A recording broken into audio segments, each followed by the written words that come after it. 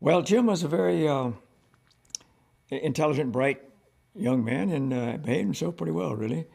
And he liked to write and draw pictures. He was an avid reader. He read everything, and then he also wrote. He would write he had a book, and this was in high school, he would learn a new word, and then he'd write a whole story around it.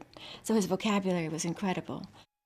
He liked all the classics and read everything he could get his hands on. And he was always delighted to go to his grandmother's house because she had a library. One time he just got up out of class and told his teacher he was going to have a brain tumor removed, and he just walked out of class to go read. When he graduated from high school, he asked my parents for the complete works of Nietzsche. Most kids want a car. I think my brothers and I were pretty close because we moved a lot. So whenever we moved, we were just the ones we knew. The life that I lived as a naval officer required that you to have a period ashore and a period at sea, which meant that probably half the time I was gone. I tried to make him feel like he was the head of the household, and he tried to take care of his mother while I was gone. He went on all the ships that I served in. It was clear that while he had some admiration for the Navy and the fact that I was in it, but he didn't have any interest in it himself to be a sailor or to be an officer. He was 3 years older, but 4 years in grades. So by the time I was in high school, he was in college. I thought he would have a success because he was smart and creative and could write well. We were delighted he went to college. He started it out in Florida. I wanted to get him to go to graduate school. We had read, of course, about the film school at UCLA, and I was looking forward to his graduating and going into Hollywood. So I just thought he would be a beatnik and be poor all his life. I even spent one whole night crying about it, worrying that no one was going to ever realize his talent, because I knew he wouldn't compromise and become a plumber, or I knew he wasn't going to just do anything. When he ended up in rock music, I was absolutely flabbergasted. Well, he called me on the phone, said he was going on the road with a rock band. And it took me a little bit to gather in what he was really saying, but then, sure enough, that's what it was. And I told him that's ridiculous, that you're not a singer, you can't sing. And I told him he was really, I said, you are on the wrong track here. Get yourself a job. That to me was not a job. I don't know when I was aware that he was in a band. I think it all happened rather quickly. My mom sent me the first album with no note, just the album in a package. And when I opened it, I was just astounded that was my brother on the cover. Okay, they've got a little rock band there, and they're making some headway, that's fine. But when he turned up on the national TV, I was amazed. I didn't have any idea of the talent he had as an entertainer. I still feel that his talent was not vocal, as in the classic term, but that he was an entertainer. He did say a couple times that he thought that the audience deserved a spectacle. They had paid all that money, and they came to such a huge arena by the time he was famous, that he needed to be a showman. We never had an occasion to see them. They were never in the same area. My dad never stopped to listen. They really never stopped to listen to the music. They more just read about it and heard about it. And they didn't really know very much about what he was actually doing. I haven't even heard the lyrics. I've heard the titles like Light My Fire. That's about it. And what it goes on after that, I couldn't tell you.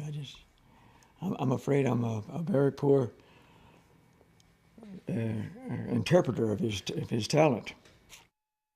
My dad was in the Navy. He was still an admiral, and he had his own life. And I think Jim knew that this would be an issue with my parents.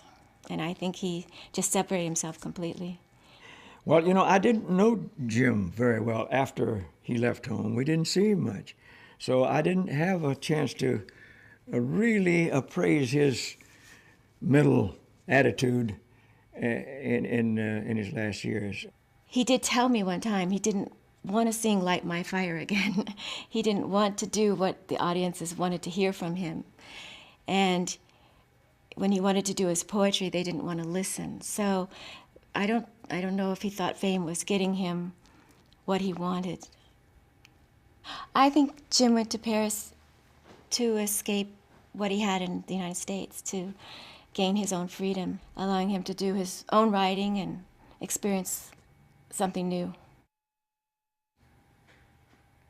A friend called and said to my husband, it's on the radio that Ann's brother died. You better find out. And it was days later that we heard it. Jim was already buried when we heard it. We were notified by the naval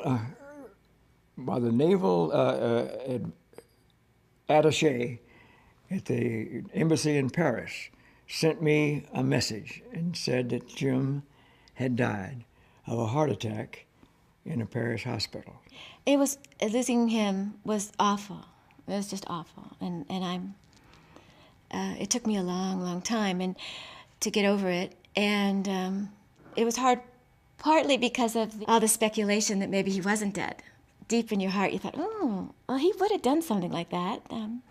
It's possible. Maybe he did just want to get away and have a new life, and he'll turn up later. So even though I pretty much believed he was dead, it left a little opening.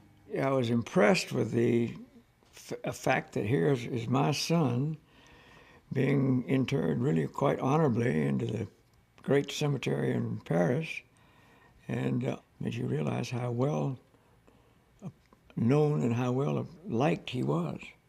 My dad thought for a long time, he took it very seriously what he was going to put on the grave.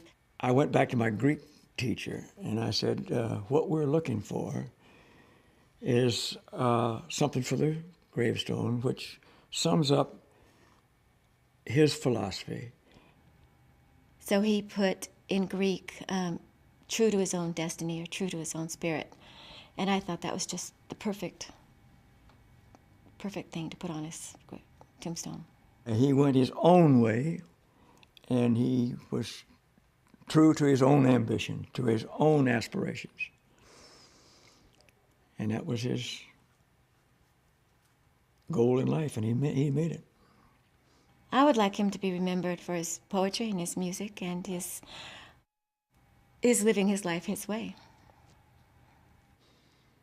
Well, basically, he was a good man.